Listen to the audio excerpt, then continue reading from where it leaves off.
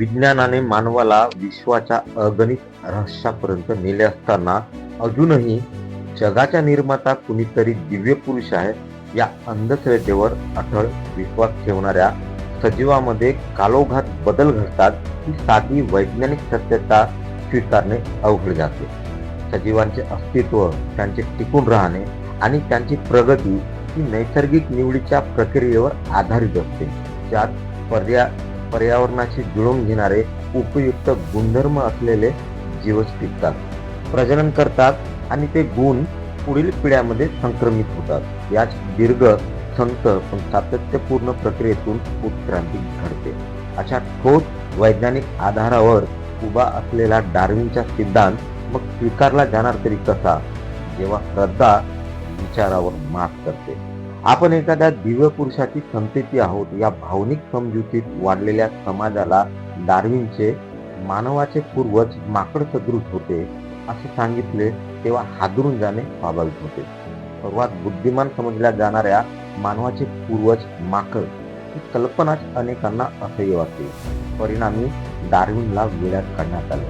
प्रश्न हा नाही की लोकांना धक्का बसला, खरा प्रश्न हा आहे की डार्विन चुकला होता का, की आपण सत्य स्वीकारण्याची मानसिक तयारीच कधी केली नाही. इतिहास स्पष्ट सांगतो, आपले पूर्वज नग्न अवस्थेत गुहामध्ये राहत होते.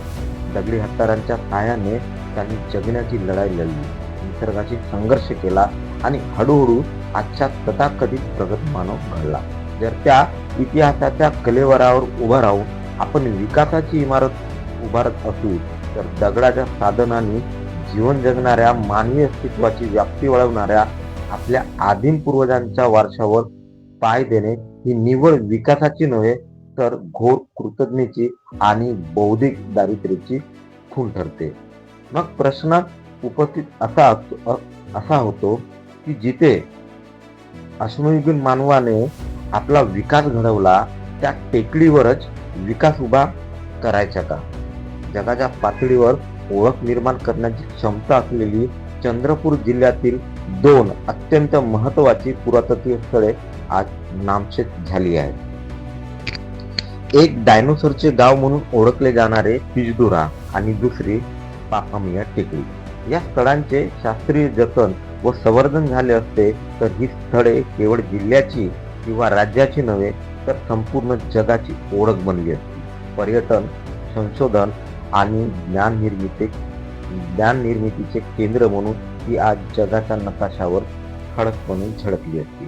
परंतु इथल्या सत्ताधाऱ्यांना आणि नियोजनकर्त्यांना काँक्रीटचे जंगल उभे करणे म्हणजे विकास असा अत्यंत संकुचित आणि आत्मघाती अर्थ त्यांनी स्वीकारलेला दिसतो.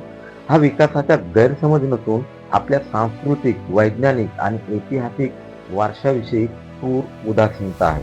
इतिहास पुसून, पुरावे नष्ट करून आणि स्मृतीची हत्या करून घडवलेला विकास हा प्रगती नसून तो केवळ भविष्यहीन विनाशाचा आराखडा आहे.